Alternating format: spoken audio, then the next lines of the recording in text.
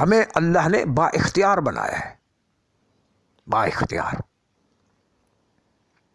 مولا امام امیر المومنین علیہ الصلوۃ والسلام جب جنگ صفین ختم ہوئی نا تو ایک عراقی بوڑھا اٹھا اور اس نے اٹھ کے مولا امیر المومنین سے کہا کہ یا امیر المومنین اخبرنا عن خروجنا الی اہل الشام اب قضاء اللہ و قدر۔ یا علی، مولا یہ تو بتائیں کہ یہ جنگ صفین کے میدان میں ہمارا آنا، یہ اس میں اللہ کی قضاء و قدر شامل تھی؟ اس میں اللہ کی قضاء و قدر، یہ سب جو ہوا ہے یہ اللہ کی قضاء و قدر سے ہوا ہے؟ تو امام امیر المومنین علیہ الصلوۃ والسلام فرماتے ہیں اجل یا شیخ، ہاں شیخ، ہاں بزرگ، ایسا ہی ہے۔ فواللہ ما علوتم طلعتا ولا حبتم بطن واد الا بقضاء اللہ وقدر۔ ہاں شیخ، خدا کی قسم، خدا کی قسم، تم اپنے گھروں سے لے کے جنگ صفین کے میدان تک جتنے ٹیلے راستے میں، جتنے ٹیلوں پہ چڑھے ہو، جتنے ٹیلوں سے اترے ہو، اور جگہ جگہ تم نے قیام کیا، ٹھہرے ہو، بیٹھے ہو، اٹھے ہو، جتنے قدم چل کے آئے ہو جنگ صفین کے میدان تک، یہ سب اللہ کی قضاء و قدر سے تھا۔ مولا امیر المومنین نے جب یہ فرمایا کہ سب یہ اللہ کی قضاء و قدر سے تھا، ایک دم جو ہے عراقی کہتے ہیں مولا اس کا مطلب ہم مجبور، ہم جو آئے ہیں، ہمارا آنا یہ ہم مجبور تھے آنے میں، تو ہمارے اجر و ثواب کا کیا بنے گا؟ تو مولا امیر المومنین علیہ الصلوۃ والسلام فرماتے ہیں مہلن یا شیخ، مہلن، اے شیخ جلدی نہ کرو، اے بزرگ جلدی نہ کر، رک، کأنک تظن قضاء حتما وقدرا لازما، لگتا ہے تو نے قضاء و قدر کو حتمی اور لازمی سمجھا ہے، لگتا ہے تو نے قضاء و قدر کو حتمی و لازمی سمجھا ہے کہ ہم اپنے افعال میں کیا ہیں؟ مجبور تھے، ہم اپنے افعال میں کیا ہیں؟ مجبور ہیں۔ نہیں، اگر ہم اپنے افعال میں اگر مجبور ہوتے لبطل الثواب والعقاب، تو پھر یہ ثواب و عقاب کے امور باطل ہو جاتے، تو پھر ثواب نہ رہتا، عقاب نہ رہتا۔ اگر ہم اپنے افعال میں مجبور ہوتے تو یہ ثواب و عقاب، ثواب دینا، عقاب دینا، عذاب، ثواب، عقاب، عذاب، یہ سب کیا ہے؟ یہ باتیں بے بنیاد ہو جاتی۔ لبطل الثواب والعقاب والامر والنہی، تو یہ امر و نہی کے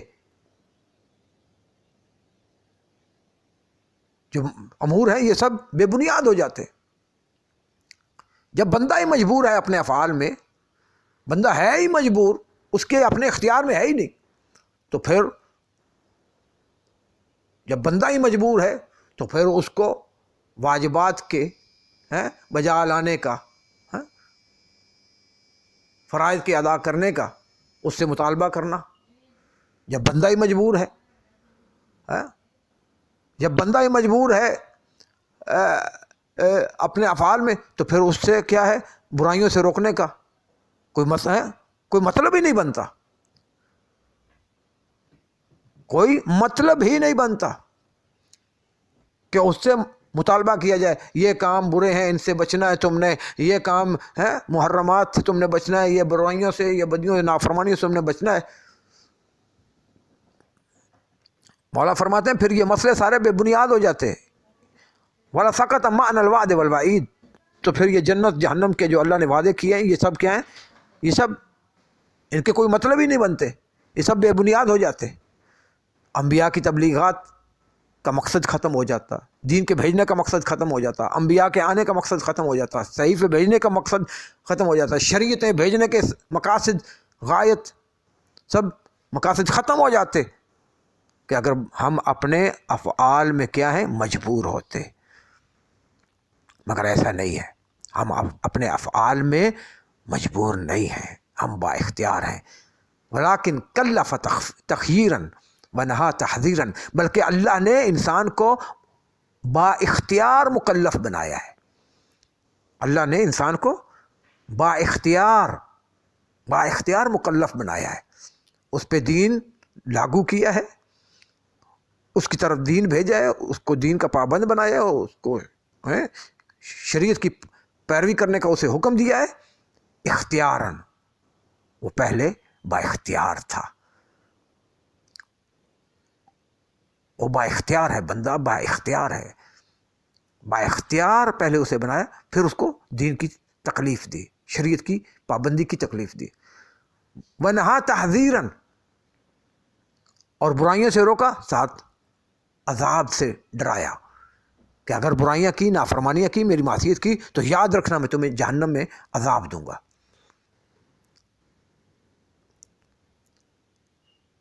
واجبات کو ادا کرو گے، فرائض کو ادا کرو گے تو میں جنت میں بھیجوں گا۔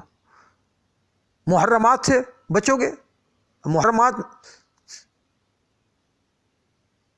بچو گے، بچ کے رہو گے تو میں جنت میں بھیجوں گا۔ واجبات کو ادا کرو گے تو میں جنت میں بھیجوں گا، اور اگر برائیاں کی، برے کام کیے، میری نافرمانیاں کی، شیطان کے پیچھے چلے تو یاد رکھو تمہارا ایندھن جہنم ہے، تم جہنم کا ایندھن بنو گے۔ تو اللہ سبحانہ و تعالیٰ نے انسان کو با اختیار بنایا ہے، با اختیار پیدا کیا ہے، اور اس سے اختیاری اطاعت کا مطالبہ فرمایا۔ کلوا واشربوا ہنیئا بما کنتم تعملون، آج جنت میں کھاؤ پیو، عیش عیش و عشرت سے، عیش و عشرت سے کھاؤ پیو، اور یہ کھانا تمہیں مبارک ہو، بما کنتم تعملون، یہ سب ان اعمال کے بدلے میں ہیں، ان عملوں کے بدلے میں جو تم نے دنیا میں کیے ہیں، جو تم نے دنیا میں عمل کیے ہیں، یہ ان کے بدلے میں آج سب یہ عیش و عشرت تمہیں جنت کی دی جا رہی ہے۔ تو اللہ سبحانہ و تعالیٰ نے، یہ اس کا عدل ہے، عدل، کہ اس نے ہمیں پہلے با اختیار پیدا کیا، ہمیں اختیار دیا، ہمیں اختیار با اختیار بنایا، پھر ہم سے کیا ہے، ہمیں با اختیار بنایا، ہمیں مستطیع بنایا، یعنی صاحب طاقت، ہم با اختیار بھی ہیں اور ہم میں طاقت بھی ہے دین اسلام کا بوجھ اٹھانے کی۔ یہ اس کی ذات کا کیا ہے، عدل ہے۔ ہمیں با اختیار بنایا، ہمیں مستطیع بنایا، ہمیں طاقت بھی دی، اور پھر ہم سے کیا ہے، دین اسلام کا بوجھ اٹھانے کا کے لیے تکلیف دی۔ یہ نماز ہے، تم نے نماز پڑھنی ہے، روز مرہ 5 گانا یہ نمازیں ہیں، یہ پڑھنی ہے، رمضان المبارک کے روزے یہ رکھنے ہیں، حج واجب ہے، سال میں حج پہ جانا ہے ایک دفعہ۔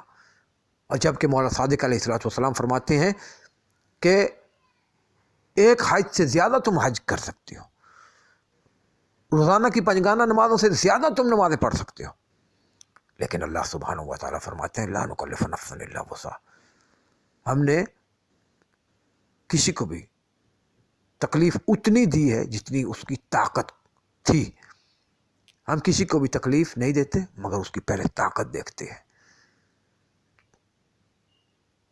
طاقت دیکھ کر ہم اسے تکلیف دیتے ہیں۔ یہ ہے اللہ کا عدل، یہ اللہ کا عدل ہے۔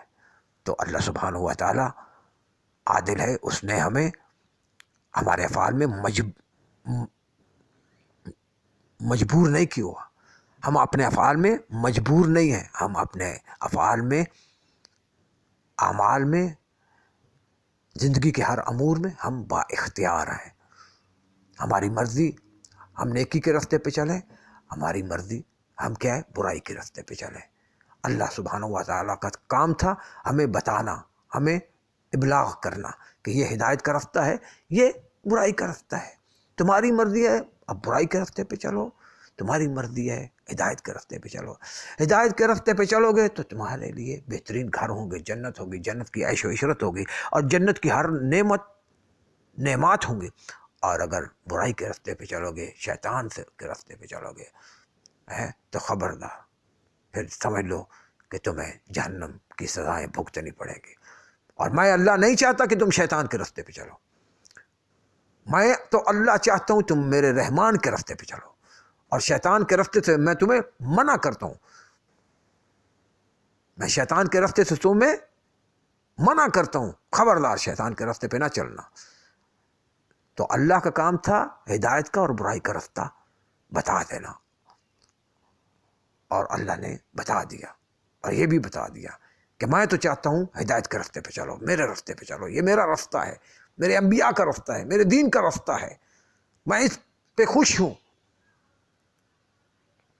اور اگر شیطان کے راستے پہ چلو گے تو میں شیطان، جہاں شیطان کو رکھوں گا وہیں شیطان کے ساتھ جہنم میں تم بھی چلو گے۔ تو اللہ سبحانہ و تعالی نے ہم سے اختیاری اطاعت مانگی ہے، جبری اطاعت کا وہ طلبگار نہیں ہے۔ والسلام علیکم ورحمۃ اللہ وبرکاتہ۔